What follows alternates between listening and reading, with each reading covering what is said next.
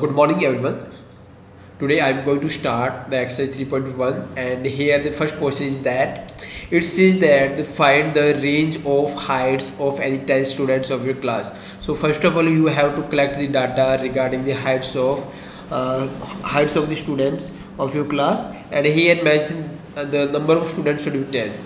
तो सपोज कीजिए आपने डाटा को आपने अपनी क्लास के जो स्टूडेंट्स हैं, ठीक है, उनकी हाइट के बारे में जो डाटा है, डाटा को आपने ये कलेक्ट किया।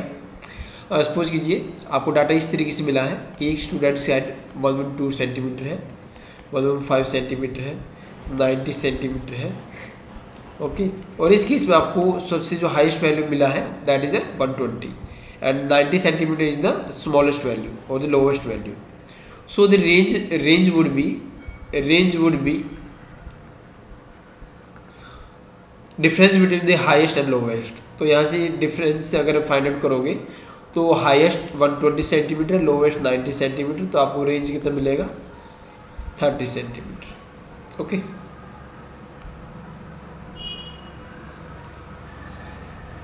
so next question second, organize the following marks in the class assessment in the tabular form। तो टेबल की फॉर्म में आपको इसको शो करना है। ओके, तो you have to frame the table like this. which number is the highest? Okay, so first of all you have to write over here number, and that is the frequency means how many the number of times it will repeat, frequency। तो सबसे पहले आपको क्या करना है, इन data को आपको ascending या डिसेंडिंग ऑर्डर में लिखना है। सपोज कीजिए आप इसको असेंडिंग ऑर्डर में लिख रहे हो, right.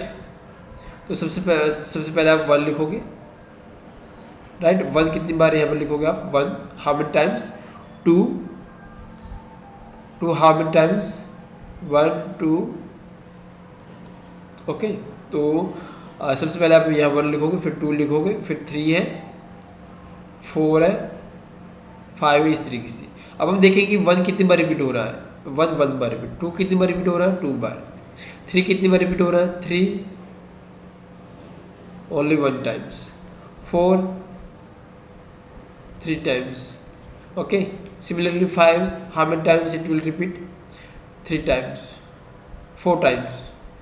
okay, 1 2 3 4 5 times। so which number is the highest? okay, सबसे पहले हमें बताना कि which number is highest number कौन सा है, 9। which number is the lowest? कौन सा नंबर सबसे छोटा है, तो 1। What is the range of the data? जो डाटा है उसकी रेंज क्या है, तो हाईएस्ट में से लोवेस्ट को माइनस कर दीजिए। Highest is here 9, okay, lowest is 1, so range will be 8। Find the arithmetic mean. अब आपको इसका अर्थमेटिक मीन फाइंड आउट करना है। ओके, तो अर्थमेटिक मीन आप कैसे फाइंड आउट करोगे, सभी का सब निकालिए। Okay, so how can we find out arithmetic mean? arithmetic mean निकालने के लिए, और जनरली हम कहते हैं mean equal to here we can write here sum and here the number of observation। Okay, तो आप यहाँ से सम फाइंड आउट कीजिए और कितनी बार और कितने नंबर से वो यहाँ पर लिखिए आप। तो इस तरीके से आप इसका मीन निकाल सकते हो। Final mean of the first 5 whole numbers, first 5। Okay, you know that the whole number start from 0 1 2 3 0 and the 5 whole numbers first 5, so start from 0 1 2 3 and 4, these are the first 5 whole numbers। so you have to find out the mean। so mean will be, तो mean आप कैसे find out कर सकते हो यहाँ से, so mean will be equal to sum divided by the number of observation। sum is 4 3, ये जो 5 होल नंबर है इनका सम निकालने सबसे पहले 4 3 7, so 10 will be sum and divided by 5 because we have a 5 whole numbers, so the mean will be 2। okay, next one is that next question 4, cricketer scores the following runs in the 8 innings, right, find the mean score. So mean score will be, we have to apply the same formula. Okay, mean basically the formula for mean is this, right? The mean equal to sum of all observation, जितना भी data given है उसका सम निकालेंगे हम, और number of observation कितनी है. Okay, so how many number of observation we have to write here in the lower part, in the denominator part. So sum को अगर हम नंबर ऑफ ऑब्जर्वेशन है अगर उससे हम डिवाइड करेंगे तो डेफिनेटली हमें मीन मिलेगा. तो यहाँ सबसे पहले हम ऐड करते हैं इसको. Okay, hair zero is a data, तो इसको भी हमें इंक्लूड करना होगा. तो 1 2 3 4 5 6 7 8, so number of observation 8 and some is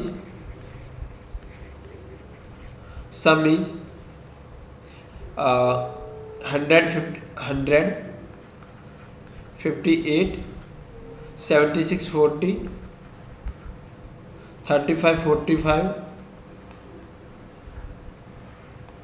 46 and 0.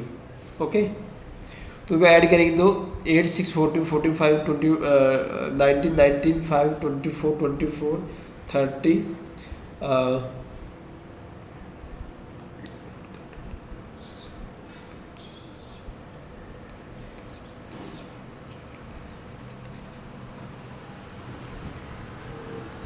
Okay. एक बार हम इसको चेक कर लेते हैं.